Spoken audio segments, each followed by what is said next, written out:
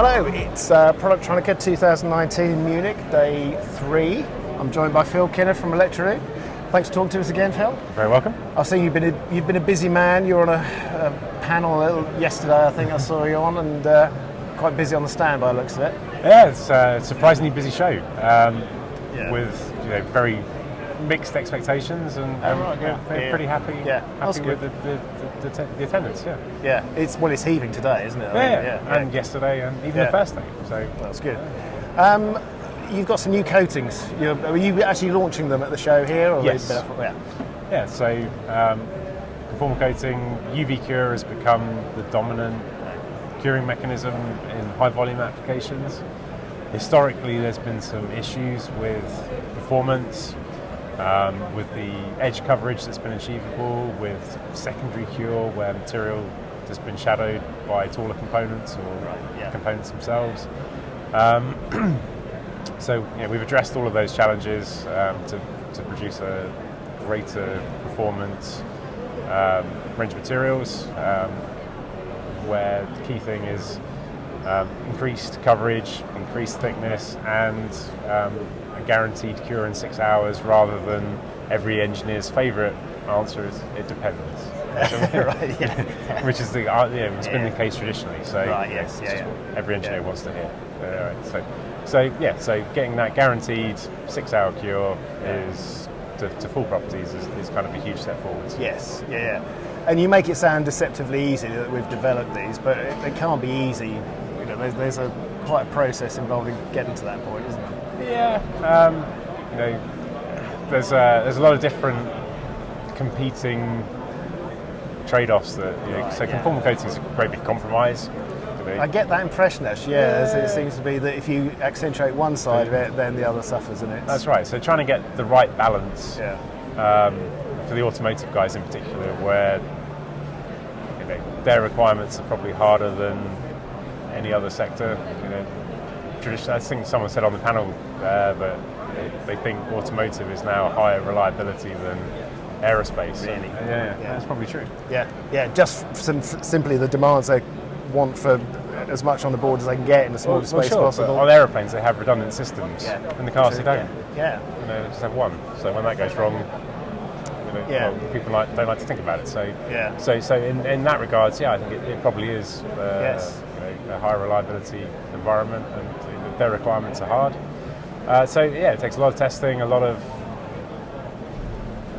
ideas, and trying different things to get to something that makes a product. How closely do you work with your customers? Would you involve your customers in that development process at all? Say, well, we've got this. It's not typically. Probably not. No, I mean we talk to them to understand what their current requirements are, what they're thinking about in the future. So a couple of years ago they were saying, we think the maximum temperature is going to go from 105 to 140 or 150. Thinking about putting it nearer the engine, so it's going to go up to 175. All sorts of things. And then everything changed, and it's like now it's an electric vehicle, so the temperature, who knows?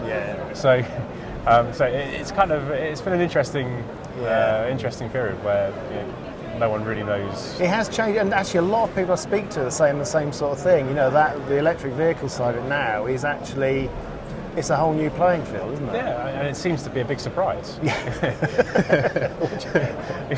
So it's just like, wow, all of a sudden the world changed. So so it's, in a lot of cases, it's no real difference.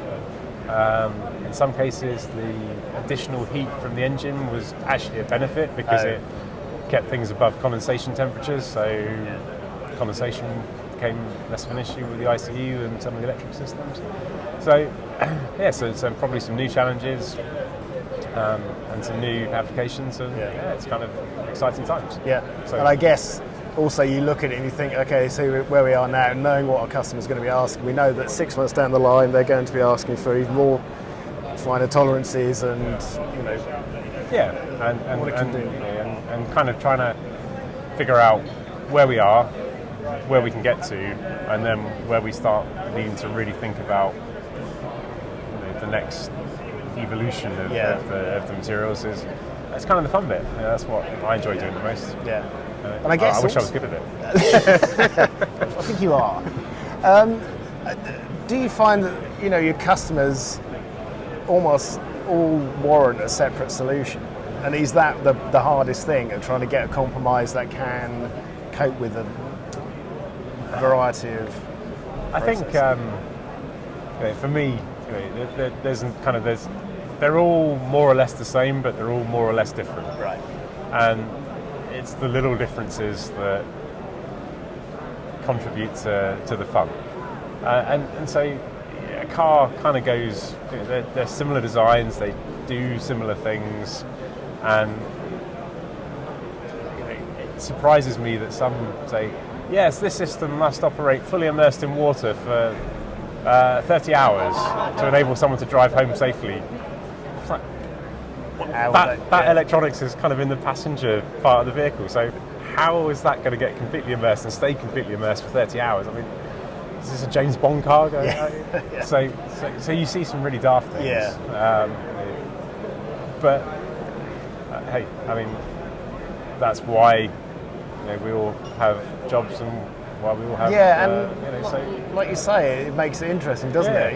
It's a fresh set of challenges. Yeah. If it was, if it was always the same thing, exactly copy paste, then it's probably going to be less interesting. So. And do you think that the whole electric car change or introduction has made the pace of change speed up so much? Because I get the feeling, talking to people, the last few years it's gone like that rather than being a steady flow. Yeah, I think the politicians probably caught people out by putting some aggressive deadlines in, and so people have to change and do things differently. And then of course there's other parts of the world where they're maybe further along with that journey, and so they've kind of got a competitive advantage. So people are trying to play catch up. So it kind of feels faster and more aggressive than it has in previous changes in decades even. We're at an age where we can talk in decades now, can't we? So. Well, thanks for talking to us. Thanks for sparing the time. Glad it's going well for you. I'm sure another day yet, so you'll be on your feet for a lot longer. Excellent. Always a pleasure. Thank you. Thank you for talking.